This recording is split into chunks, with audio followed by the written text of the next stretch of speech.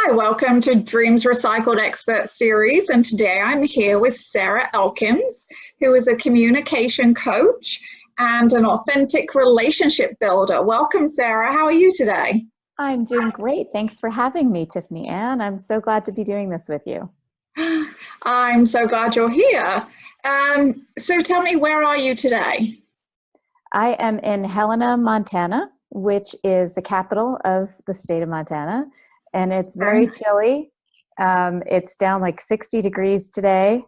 Yikes. And so I have my coat on. It's inside. We're the opposite. We're about to get, I think they said 100 degree index for the whole weekend here in Orlando, Florida. That does not sound appealing to me. It's okay, little bits. Like as long as you can get inside water or inside air conditioning, it's all good. Right. Too funny. Well, I was really excited to have Sarah come on the show because often I talk to guests and what they want to talk about I don't find particularly interesting maybe, or I've heard it before, it wasn't that different. And so Sarah's actually a master storyteller. And she and I connected, and I think it was really interesting kind of what you do. So why don't you explain to us what you do, Sarah? Sure. Well, I do a variety of things, but my favorite thing to do is keynotes and workshops and coaching around using stories to demonstrate your personal brand. So one of the things that people forget is that how they tell a story can change how somebody perceives them. So Absolutely, whether that's right. So it's whether it's in an interview or a first date or even at work when you're trying to develop an advocate for a project you want to do. It really sharing a story can change the way people perceive you and your project.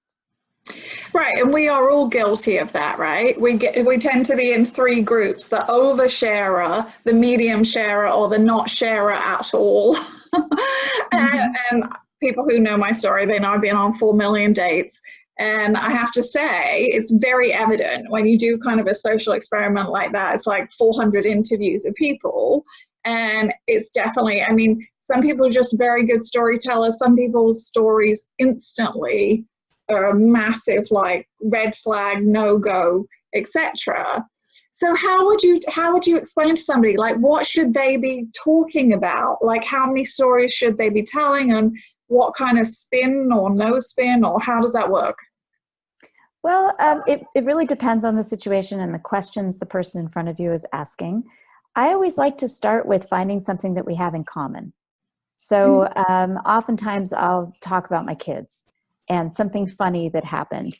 And I really recommend away from telling somebody what we would consider a life story. I was born here, I moved to here, I did this, and then I was divorced, and then I had a kid, and that kind of conversation just really doesn't connect with anybody. So I always recommend, sorry, go ahead. No, I was going to say, and it doesn't tell you a lot about the person, does it? Because it's just a kind of bunch of chronological kind of pinpoints. Right, exactly. And if you can pick out a more specific incident that really can demonstrate what kind of person you are and how you feel about your children, then you can really connect with somebody on a different level. So for instance, I love to tell the story about when our older son was turning 4. It was his birthday, and we always have a big birthday party for him. And it's on Halloween, and we would invite all the neighbors over and all his friends, and we would start at 6, and I would have dinner. So I would have 2 huge crock pots full of stew or chili or gigantic lasagnas. Everyone would eat dinner. Yes, I love to cook. And everyone would eat dinner, and then a handful of adults would take all the kids trick-or-treating in our neighborhood. And that was the end. So it was really very short, which I liked. But the thing that bothered me was that Jacob was collecting all of these little plastic toys and lots of stuff that he'd use 3 times, and then it would get broken or he would forget about it. So I got tired of all the plastic toys in the house. And I asked him one time when he was about to turn 4, we were putting together the invitations. I said, there are people right here in Helena, in our little community, that don't have enough to eat. What do you think about collecting food for those people instead of getting birthday presents from your friends? And you'll Mhm. still get birthday presents. You'll get presents from your aunts and uncles and cousins, and you have 3 sets of grandparents, and you have us. So you'll still get presents. But instead, what do you think about that? And I remember looking at him, and it didn't even take a second. He was like, okay, food is Oh. important. Food is important. Those were his words.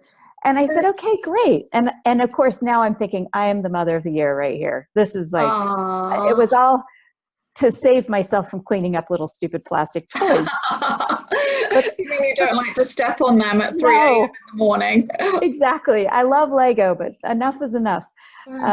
So when he said yes, I was thrilled, and we collected food for Food Share, and it was great. And we had every year we would raise up the goal from when he turned 4, our goal was 40 pounds. When he turned 5, our goal was 50 pounds.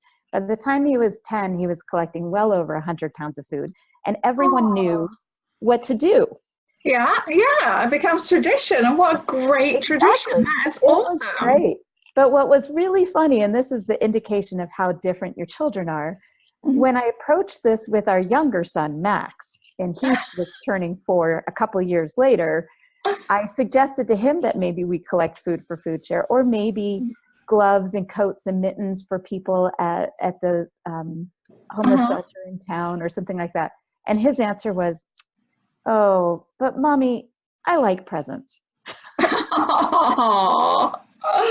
Yeah, well, that's very funny because they're all very, very different, aren't they? All our children are different. And in actual fact, I mean, what you just said, the 2 stories about them kind of sum that up in probably a lot of different aspects of their life, not just that one, right? Exactly. Yeah. So kind of pinpointing a specific story that isn't really about me, but it does demonstrate who I am in some ways. Absolutely. I stories. Yeah, no, that's awesome. Okay, so what would you tell somebody who is like a chronic oversharer? We've all met those people, and it's like the minute you meet them, they tell you their life story, way too much information, way too personal, no boundaries, no kind of structure. How can they reel that back in a little bit? Well, there are 2 aspects to that. One is having a few stories in your pocket that you can share, that you know are short, that you have told before, that you have practiced in some way or another, that demonstrate who you are without sharing too much. Have a few of those stories in your pocket so you know. And then the other thing is simply observation. When you can take a step back and watch how the person in front of you is reacting to what you're sharing, then you can know whether you need to take a step back. If the person is starting to kind of lean away from you, like they're taking a few steps, their feet start to point the wrong direction away from you, that's a really good hint that you're oversharing. Yeah. So watching those expressions on their faces, and if you haven't given them a chance to tell their own story, then you know you're oversharing. And so why is it so important? Because it's more than face value, isn't it? So why is it so important, the way we tell those stories? Well, there are 2 reasons. One, as we said in the beginning, is that people perceive you differently in the way that you tell a story. And what people sometimes forget is that your smaller stories are usually better to share than your epic stories. So your stories don't have to include your celebrity sightings. You don't have to name drop. It doesn't have to be some major adventure you took around the world. But if you share something that doesn't necessarily make you the hero, that you're more the guide in the story, or you're the recipient of some benefit, then you are demonstrating something about yourself that a person can understand and value, or not. I mean, if you're on a first date and you tell a story about your kids and they are turned off by it, this isn't the right person for you. Absolutely. So how people perceive you is, how you tell the story. But the other thing is your internal messages when you tell a story. Right. When I told that story about our children, I kind of had a little self-deprecating humor that I wasn't the mother of the year because I was suggesting that he collect for Food Share. because really the intention was to get rid of the stupid plastic toys. Mm-hmm. And the way that I tell that story, it reminds me to have a little dose of humility Mm-hmm. when I'm telling that story. So Right. internally, I'm also reminding myself of something. Right. Right. And for our listeners who are divorced, which obviously many of them are, I think it's also, there's parts to that also where we have to be kind to ourselves, right? Because probably most divorcees, when you first get out of a relationship, you're on the other end of the spectrum where you really don't feel that great about yourself. And a lot of times your internal messaging and the stories you tell portray that inner kind of turmoil that you feel and sadness. Mm-hmm. And if you can remember the stories that make you feel strong, Mm-hmm. remember the stories that are evidence for you of the things you do well and the way you make people laugh. Uh-huh. Those are the stories when you share that you start to remember who you are. You start to develop your identity again and start to like yourself again. Right, and it can be, I think the great thing that you've said today is it can be very little, right? It can be telling the story of like I was speaking to a lady years ago, but it just sticks in my mind, this one story she told about the first time she put gas in her car after her divorce, which sounds like ridiculous, right? But she was in a, very traditional marriage, and he always took the cars and put gas in them. And she literally did not know how to put gas in her car. Oh, wow. Yeah. And I mean, and that's maybe an extreme version, but I think all marriages, all relationships, people take kind of, there's a pile of things everyone's responsible for, and people tend to take the ones they're better at, right? Right. Financing, laundry, kids, whatever. But the way this lady told me, it was a mixture of like embarrassment, and then it turned into kind of like that she thought she might be able to do it. And at the end, she was like, it's the best thing I ever did was trying to figure out, or being able to figure out how to put gas in my car and not having to call anyone, not having to call him. And she was so empowered by this that she had figured this out. She felt like she could climb Mount Everest, I think. But it was so cute and so telling of kind of her journey. Exactly. And by telling that story to you, she's also remembering that experience of that feeling and giving herself more evidence to address future questions that she might have. She can say, oh yeah, I remember when I figured that out, I can figure this out too. Yeah. Okay, so we have a lot of people on LinkedIn and Divorcee and stuff, they're dealing with job interviews. Okay, so slightly different than dating, you would hope. Not so much personal information going around.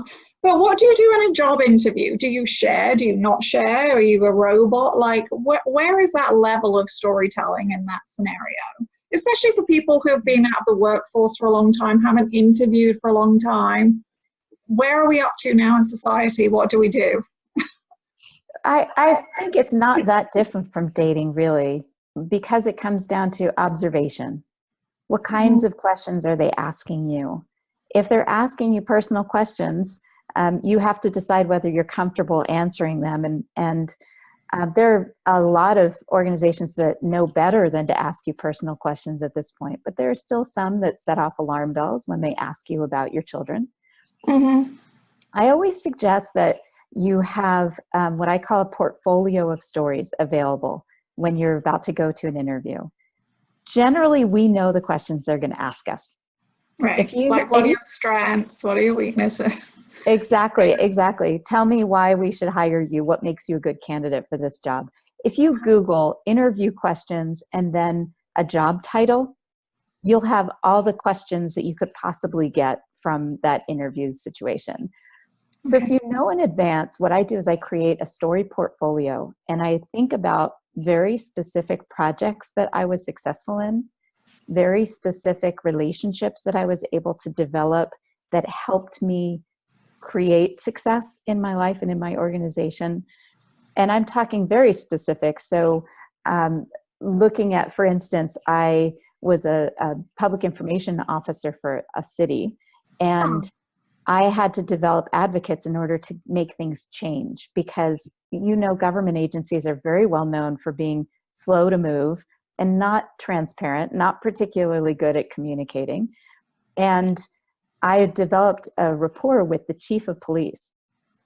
And when I was telling somebody at a software developer organization, I was telling them that I had developed this relationship so that I could be successful in my job, he said, "The chief of police?" And I said, "Yes, absolutely." He said, "That is highly unusual for you to be able to develop an advocate or a champion that is A, part of the police force, and B, the chief of police." Aw. No, absolutely. And I think you're right. I think that telling somebody in a story form is better than bragging, right? It's not good in a date or interview to be like, confident, but not overly boastful in that kind of concept, right? Right. I tell people, if you have to tell people that you're smart, you're probably not doing it right. Yeah, which is great. That's actually a really good quote. Okay, so what is your favorite part about what you do in the storytelling? Like, how does it impact other people? I'm sure it's huge, right? It is huge. And I'm so glad you asked me that question. I was doing a workshop for a regional organization of a network marketing agency. So I'm not going to tell you the name of the product that they sell, but it was a wonderful group of women that I was working with during their retreat. I did this 2-hour workshop. We were creating a story portfolio. We were talking about connecting authentically. And as I was leaving, they were all hugging me goodbye. There were tears, there was laughter. I mean, it was really a fantastic workshop. Aww. And as I was, it was great. And as I was getting ready to leave, one of the women hugged me and she had tears in her eyes. And she said, "What if I don't have any stories?" Oh, did she really not have any stories? Of course not, but she couldn't think of the stories in relation to what we were talking about. She's not somebody who immediately comes up with ideas about what to share. Okay. And she ended up hiring me as a personal coach to work on communication and particularly stories. And this was last year, and just a week ago, I ran into her. This is one of my local clients, and she hugged me. She was so excited. She said, a woman that she had just recruited as part of this network marketing organization had told her, "Tracy, you are such a good storyteller."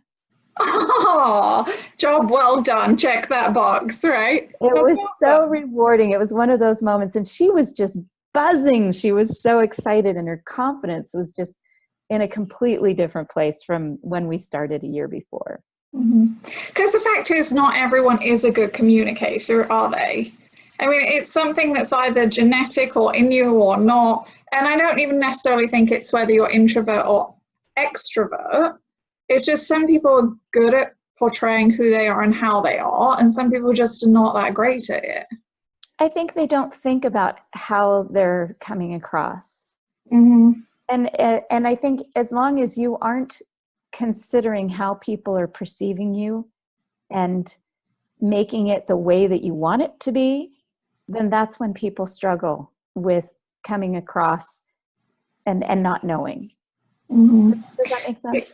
Yeah, absolutely. I mean, going back to one of these bazillion dates I went on, a man came in and he sat down, and I mean, it was in like 3 seconds, and he just started saying, "Oh, well, you're divorced too. Well, divorce sucks, and my ex sucks," and it went into this like big diatribe of like, hateful, resentful, bitter, angry, whatever. Ooh. And I was like, okay, how can I get out of here as quick enough? And then somewhere in between him just, 45-minute ramble about not only just himself, but all negative and not very nice things about his ex.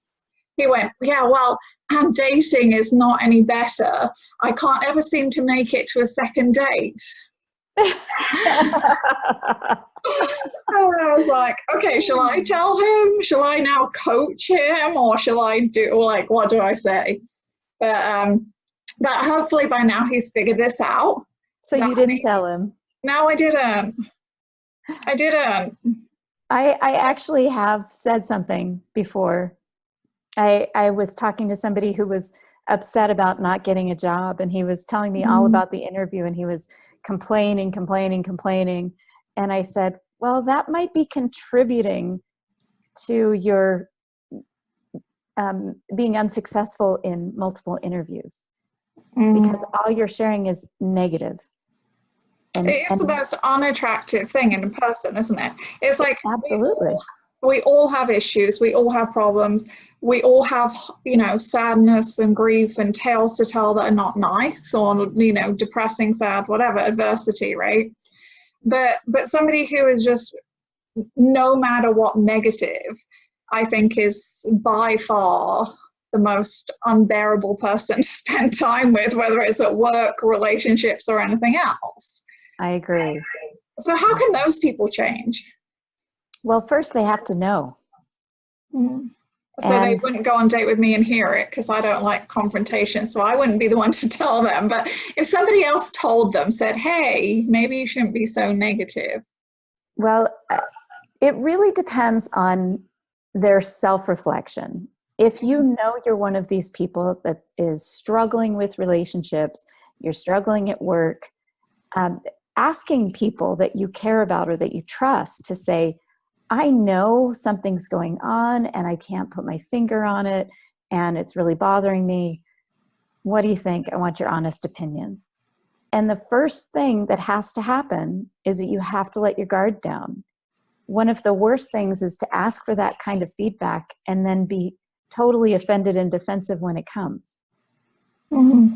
So I actually ask my friends when I'm struggling, when I'm finding a pattern in my life, like when I was struggling with a boss a few years back, and I asked one of my friends, I said, how do you think I'm contributing to this? I know that it's not just her. How do you think I'm contributing? And she did say, well, sometimes you can be a little bossy.